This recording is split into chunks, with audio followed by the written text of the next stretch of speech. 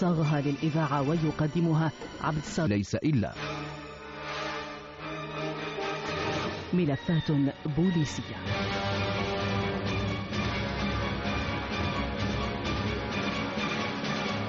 رهينة بلا قيود.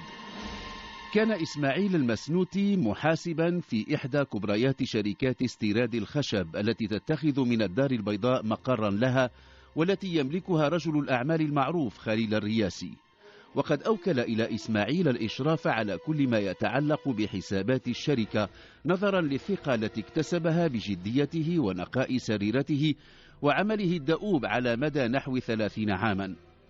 حسابات خليل الرياسي كانت تقول إنه بعد حين سيسلم المشعل لولده رضوان الذي كان في العام 96 900 وألف يبلغ من العمر 28 عاما.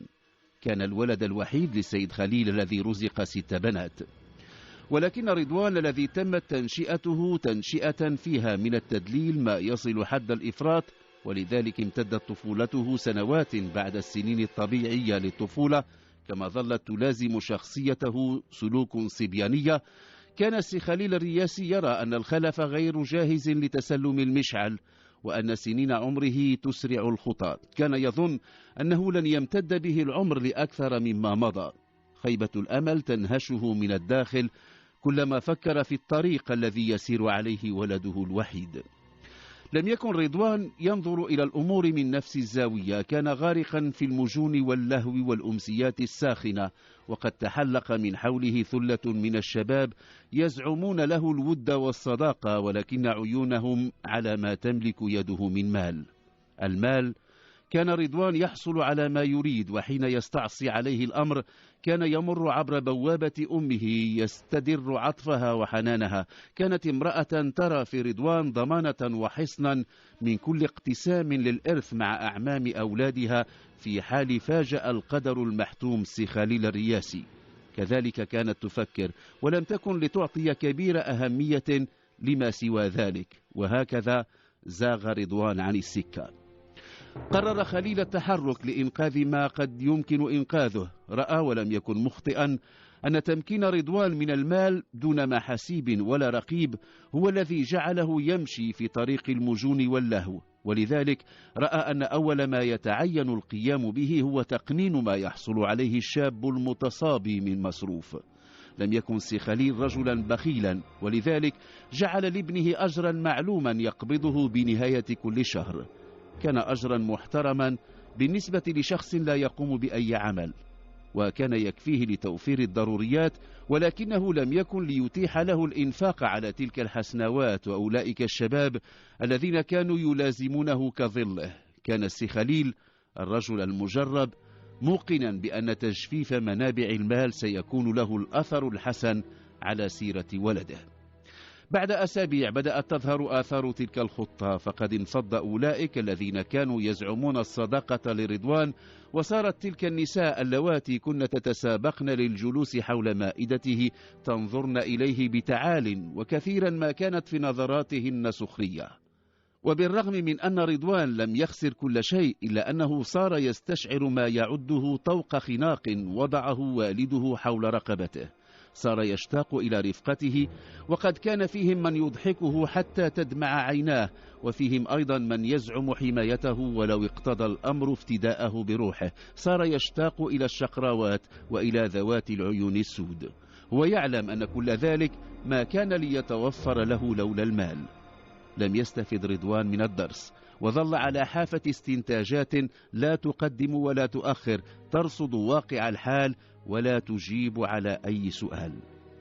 طرق كل الأبواب، ومنها باب أمه الحنون التي طالما عبرها لينال ما يريد، ولكنه هذه المرة وجد كل الأبواب موصدة، وقد تكونت لديه الآن رغبة ما في الرد بطريقته الخاصة على أولئك الذين تفرقوا من حوله بعد أن لم يعد لديه ما يقيم به السهرات.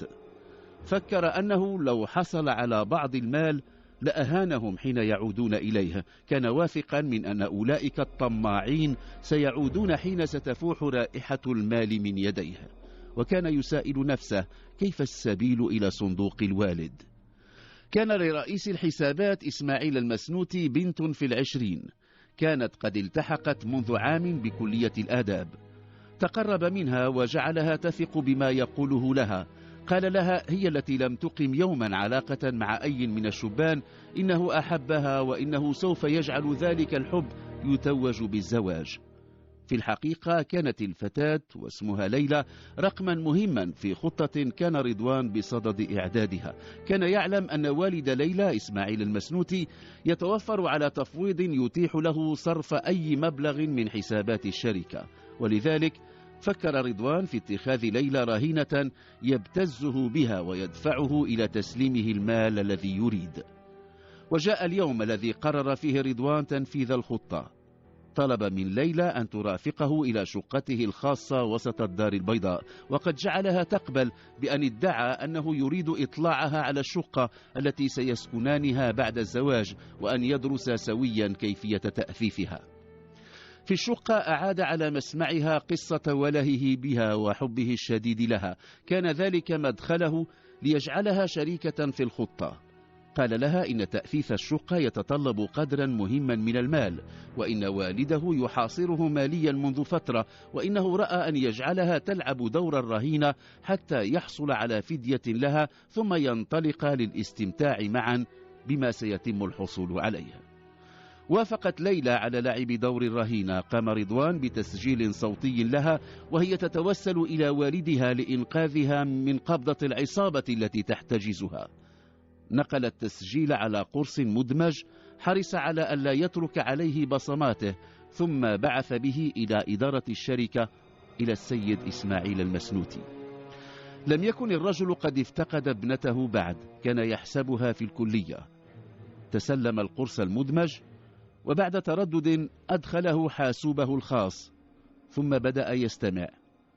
قالت إنها ليلى ابنته، وإنها توجد الآن رهينة لدى عصابة مستعدة لكل شيء. يسمع ما يشبه الانتحاب، ثم يعود صوت ليلى متوسلا إليه أن يستجيب لطلبات الخاطفين، ثم يتوقف التسجيل. لا شيء آخر. اهتز الرجل كاد يجن، ثم رن هاتف مكتبه.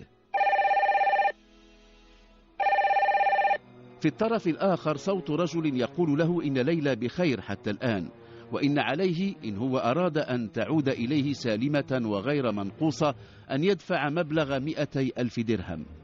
حذره من أن كل اتصال بالشرطة لن يكون في مصلحته ولا في مصلحة ابنته، وأبلغه أنه مراقب من قبل أحد أفراد العصابة. ثم انقطع الاتصال الهاتفي.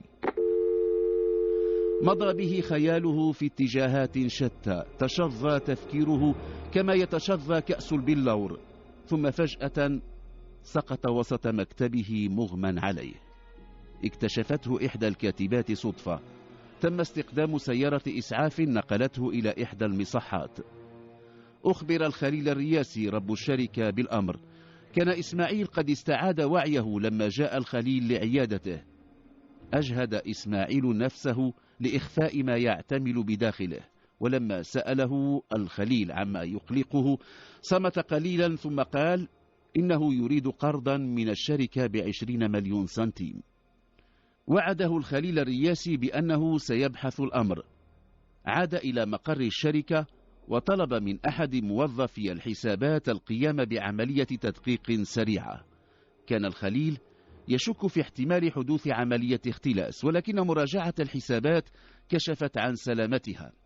في الغد عاد إلى العمل. كان يتوقع اتصالا هاتفيا جديدا من الخاطفين، لما جاء رب الشركة يبلغه بأنه وقع على الشيك الخاص بالقرض.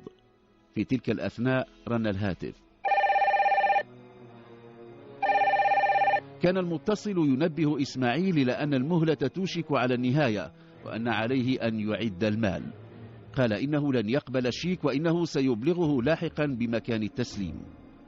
لما أنهى المكالمة لم يعد بمقدوره أن يخفي الأمر على سي خليل. أبلغه بقصة خطف ابنته ليلى واحتجازها كرهينة.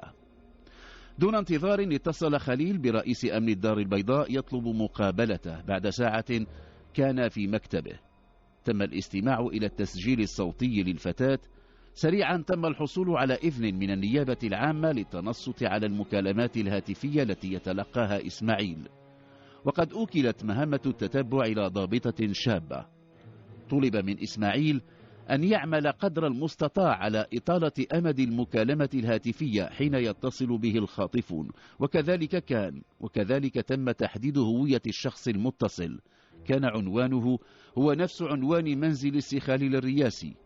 وبعد تحديد عنوان الشقة الخاصة لرضوان الرياسي، تقرر أن تسبق عملية اقتحامها مراقبة عن قرب لما يجول في الداخل.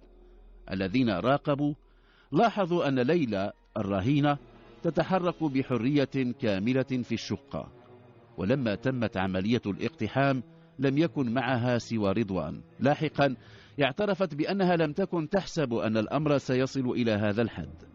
أما رضوان فقد أمضى شهرا رهن الاعتقال، ولم يتدخل والده ولم يسخر علاقاته لإخراجه من السجن، وقد عد حبس رضوان تكملة للدرس إن هو استوعبه. ملفات بوليسية.